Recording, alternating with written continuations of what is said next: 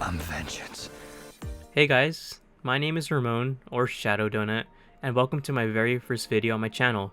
On this channel, I'm going to discuss my thoughts on whatever is on my mind, being movies, comics, or video games. In this video, I'm going to discuss my very late thoughts on the recently released movie, The Batman. If you haven't seen the movie yet, spoilers ahead. Let's get to it. I'm part of it. You'll see. Wow, just straight out of the bag, wow. I just can't give this movie enough praise. I had extremely high expectations going into this movie and I was still blown away from it. Batman has always been my number one favorite superhero since I can remember. He means the freaking world to me. And to see the staggering amount of love that Matt Reeves and the whole production crew put into this movie just warms my heart. After thinking about this very deeply, I can confidently say that Robert Pattinson is my favorite Batman. Pattinson gives an amazing performance as both Bruce Wayne and the Caped Crusader. I adore the way his Batman expresses himself, especially with his eyes. It's the eyes in some scenes that are able to do all the talking for him. An example, one of the first scenes where Batman is walking behind Gordon onto the crime scene of the mayor, and Officer Martinez stops him and then places his hand onto Batman's chest, and the eyes of Pattinson just stare into the soul of Martinez. On why I love Robert Pattinson's Batman, let's talk about the narration he does. Thursday, October 31st. Man, when I heard that line get spoken, I got so excited. The city streets are crowded for the holiday, even for the rain. Hidden in the chaos is the element, waiting to strike like snakes. But I'm there, too, watching. 2 years of nights have turned me into a nocturnal animal. I must choose my targets carefully. It's a big city. I can't be everywhere. But they don't know where I am. We have a signal now, for when I'm needed. But when that light hits the sky, it's not just a call. It's a warning to them. Fear is a tool. They think I'm hiding in the shadows, but I am the shadows. Shout out to the amazing cinematography of Greg Fraser for the shot of Drifter Bruce Wayne walking to the rainy crowd of Gotham. It looks straight ripped out of a comic book. I'll just gush about Gotham as a character right now.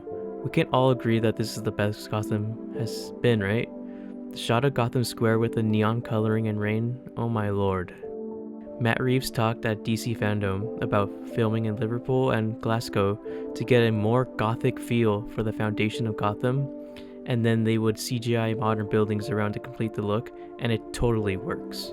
One of my favorite moments of the movie is when Batman turns to the mayor's son and Gordon tells him the kid found him. Then Something in the Way by Nirvana starts to play. Matt Reeves said that in this movie, he had Kurt Cobain in mind when he was writing for Bruce Wayne, which is a very interesting thing to base him on. The expression on Batman's face when he realizes that this kid had to find his dad dead and doesn't want him to go through with what had happened to him is so powerful. Something in the Way continues to play while Bruce rides back to the Batcave, narrating that even though he's been on the job for 2 years, he doesn't even know if he's had an effect, but that he has to keep trying. Something in the Way again plays at the end of the movie. Gotham is flooded after Riddler's grand plan. Batman finally comes into the light instead of sticking to the shadows to save the trapped citizens of Gotham. Batman reaches his hand out, and the citizens are scared at first, but it's the mayor's kid that is first to reach out to Batman's aid. Batman guides him to safety while holding the flare, which, oh my god, what a beautifully shot scene. Bruce narrates again, saying that maybe he has had an effect on the city, and that he needs to let go of his vengeance persona and be a symbol of hope that the people of Gotham need. I almost cried when Batman was carrying the woman to get transported to get medical help, and she grabs onto his arm, and Batman just looks down and looks back up with his eyes and nods, letting her know that she's safe. On the subject of music, we need to say a huge thank you to Michael Giacchino for composing the score. I think I want to make a separate video just talking about the different music in the other Batman movies, but I'll keep this short. His Batman theme is insane. It captures the chaotic, dark, and yet hopeful feel that this Batman has. The violins I believe that play in his theme are so angelic and hopeful. It has a lot of hints of previous themes of Batman, including Danny Elfman's and Hans Zimmer's. I love the part of the movie where Bruce goes into his house and is talking to Alfred and puts on his shades. The theme plays and it highlights that this is a very different Bruce Wayne than what we are used to seeing. Alfred tries to remind Bruce what being a Wayne means to the city, but Bruce responds that him being vengeance with a capital V is his family's legacy. His crusade slash project that he's doing in Gotham is the only thing that matters. Selena, don't throw your life away. Don't worry, honey. I got 9 of them. Okay. We need to talk about Zoe Kravitz as Selina Kyle. What an absolute goddess she is in the role. Again, probably my favorite portrayal of Catwoman in live action since Michelle Pfeiffer and Anne Hathaway. Let's not talk about... yeah. She equally has an important role in the story as Bruce does. We see her working in the Iceberg Lounge, the club that Penguin owns. It was so sad seeing how her roommate was involved with the mayor. Selina just wanted to get out of the city with her, but she was ultimately murdered. The chemistry between Rob and Zoe is out of this world. The scene where Batman tails Catwoman back to the mayor's house and they fight? Jesus. This is the start of the Bat and Cat that I know from the comics. The scene where Selina wants to kill the detective but Bruce won't let her is heartbreaking. We know the no-kill rule that Batman has, but Selina sees it as an act of betrayal. On Bat and Cat, the last scene between them where Selina wants him to leave Gotham with her, but the signal lights up, God, I just wanted to cry. She knows that he's spoken for already. In this case, protecting the city. Get out, show 'em! Jeffrey Wright plays Lieutenant James Gordon, and dude, I love this man. His partnership with Batman is so cool, and it's awesome to see these two closely working this Riddler case. A reason why I love this movie is just the detective aspect alone. We are on the case with them as it is unfolding and examining the clues with them. I saw a lot of tweets on Twitter saying that this movie insists that there is no humor and that there is no funny jokes, but I couldn't disagree more. Some of the most funny moments come from these two detectives. When Gordon and Batman are searching the car for the thumb drive, or Batman pulling his punch come to mind. On top of the many things I love about this movie, is throwing us into year 2 of Batman's career. Batman has made his presence known in Gotham. The criminals fear him. And the special thing about us being in year 2 is already having a Gordon who has a working relationship with Batman. It is so awesome seeing them have both faith and trust built throughout this movie. Probably my favorite Batman / Gordon duo in live action. One of the many highlights of this movie is after the district attorney gets blown up and Batman wakes up in GCPD. The police chief is mad that the Batman got in the way of the bomb situation. Batman suspects that the chief is dirty and is part of the problem the city has. Another officer tries to grab Batman, but he defends himself. Gordon holds the cops back, knowing things can go haywire, but when Batman insinuates that he's going to assault the chief too, Gordon slams him against the wall. First, Batman feels betrayed, saying, "You too?" Gordon requests to talk to Batman alone. The following scenes are such top-tier Batman moments. The two whisper to each other and plan Batman's escape. Before I get to the next few scenes, I should talk about the gadgets and Batsuit of the Batman. Not surprising at all, but this might be my favorite Batsuit. My other favorites are Ben Affleck's BVS suits and Michael Keaton's suit, specifically the Batman Returns suit. The suit works well for being a year 2 Batman. We can tell Bruce went for a bulletproof approach because boy did he take so many shots in the hallway sequence, and the stitching and lashes on the mask add such detail. And finally, a Batman who has eyeshadow when he removes the mask. It adds such a nice and realistic feel to the movie. I remember speculation on what the symbol on the chest would be made of, but I love the simplicity of it just being a tactical knife. An attribute that I love is the leg holster / straps. I was talking so much about this when we got the first set pictures of the movie. I've been obsessed with the leg strap since Batman Zero Year, written by Scott Snyder and illustrated by Greg Capullo, a book that y'all should definitely read since it was all recently collected in one book, finally. Anywho, originally I thought the holster was for a grapple gun type device, but it was not. Instead, it brings us to one of the coolest grapple guns we've seen in live action. The grapple gun having this sort of folding mechanism on his wrist reminds me of some kind of Assassin's Creed type blade, which is very cool.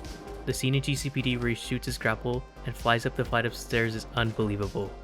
I think Matt Reeves was able to find a balance between a real-world approach, but also having fantastical elements. I liked how Bruce had the eye contact to review all the stuff he did while crime fighting, and how he has to force himself to remember everything that he did. The wingsuit sequence is so fantastic. Pattinson's acting when he runs to the top of the gargoyle and is gasping because of the height is such a nice touch. This Batman is not experienced yet. This is probably the highest he's ever going to attempt diving. The camera work is on another level with the scene, following him jump down as the officers try to grab onto him. The music too, dude. It's so epic seeing him fly, or in this case dive to safety. One of the other gadgets that Bruce has is what appears to be a shot of adrenaline. Bruce takes it after taking a direct shotgun blast. It looked like a green vial, and this is me probably stretching, but I would not be surprised if this ends up being the venom used by a certain rogue in the future. I'd also like to shout out the decision of Batman's steps whenever he walks around to sound like boot spurs. It completes the aesthetic. Okay, who would I be if I didn't talk about Batman's main mode of transportation, the Batmobile? No Batman movie is complete without the trusted companion being the Batmobile. I am partial to the 1989 Batmobile, the animated series Batmobile, and Ben Affleck's. I know, I'm just not a fan personally of the big old bat tumbler from The Dark Knight. It just doesn't do it for me. So where does this new Batmobile line up for me? Well, surprise, because I love this Batmobile. The most normal looking car other than the 1966 Batmobile, this car rolls. Year 2, so of course it's not the most bat-looking car with multiple gadgets equipped, but you can tell that Bruce has been working on it and trying to make it the most powerful and fastest car in Gotham, especially with that big turbojet-powered engine equipped in the back.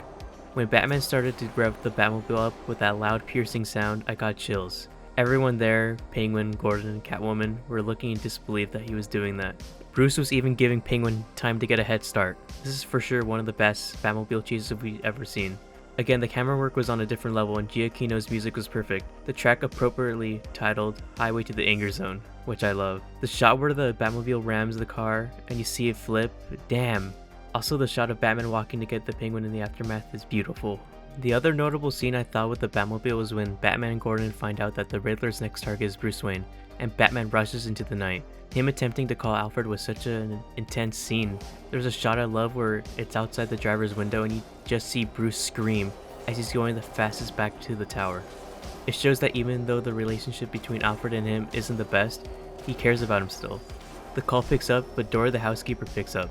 Bruce talks in a normal voice, warning that something bad is about to happen. She tells him that something did in fact happen, and the camera pans to the Wayne Tower with the smoke coming out. This might be the underrated scene of the whole movie. Alright, let's discuss the fantastic use of villains in this movie. The price for your blind eye. It was such a good idea to use the Riddler as the main villain. Paul Dano was a great pick to play him. The opening of the movie with the Riddler waiting to kill the mayor is really frightening. Before the movie came out, the speculation of the Riddler being a Zodiac-type killer was very high, and oh yeah, it's definitely an inspiration. Riddler leaves behind different riddles and envelopes dedicated to the Batman, with coded messages. One of the things that Riddler did that took me by surprise was the hamster trap that he used on the police commissioner. The scene where Batman visits Riddler in Arkham was one of the best in the movie. I like how Riddler was so misguided into thinking that both him and Batman were on a team. Bruce was so nervous at the start when Riddler kept saying, Bruce, Bruce. But when he realizes that Riddler doesn't actually know his identity, Batman becomes calm again. I love that Batman was sort of able to beat Riddler, telling Edward that he's out of his damn mind and that he's psychotic. Paul Dano does a great job here, screaming and yelling that this wasn't how it was supposed to go. I also love the use of Ave Maria being incorporated into the score for Riddler's theme. Now, Colin freaking Farrell as Oswald Cobblepot. While he has a minimal role in the movie, he steals every scene he's in. The scene where he is being accused as a rat is amazing, and he explains the difference between L and Law is freaking hilarious. I love the setup of him going on to take more power in the city after the disaster that strikes Gotham. He's confirmed to be getting a spin-off show for HBO Max, so I can't wait to explore his story in that. Another antagonist is Carmine Falcone, played by the wonderful John Turturro. He had a way bigger role in this than I expected. I just love how cunning and suave he acts. I was really bummed that he was killed off because I would love to see him keep popping up. But with his assassination and the destruction of Gotham, there's going to be a whole new power struggle in the criminal underworld to come. Alright, to wrap up my final thoughts, the Batman is the perfect start to the new Batman franchise, and it benefits from not being set into the main DC universe. Finally, a detective/crime noir story featuring the Caped Crusader. We won't have to wait too long to be back in this world, with spin-offs of the Penguin and the Arkham Asylum-driven show announced. I wouldn't be surprised if the Arkham show sheds light on the unseen prisoner that we meet at the end of the movie. This is the Batman movie I always wanted to see, so I can't wait to see what Matt Reeves can bring to the second movie. On a rating scale, it is definitely a 10 out of 10. Anywho, thanks again to whoever stumbled upon my video. I've been wanting to make YouTube videos on content that I like for so long, so with a little push from my friend, I finally attempted to do it. If you enjoyed the video, hit that like button and subscribe, and comment what you thought about this movie, or comment what you thought about my thoughts on the movie. If you have something that you maybe want me to cover in a future video, comment it down below also. I want to do maybe one video a week, so until the next one, thanks for watching.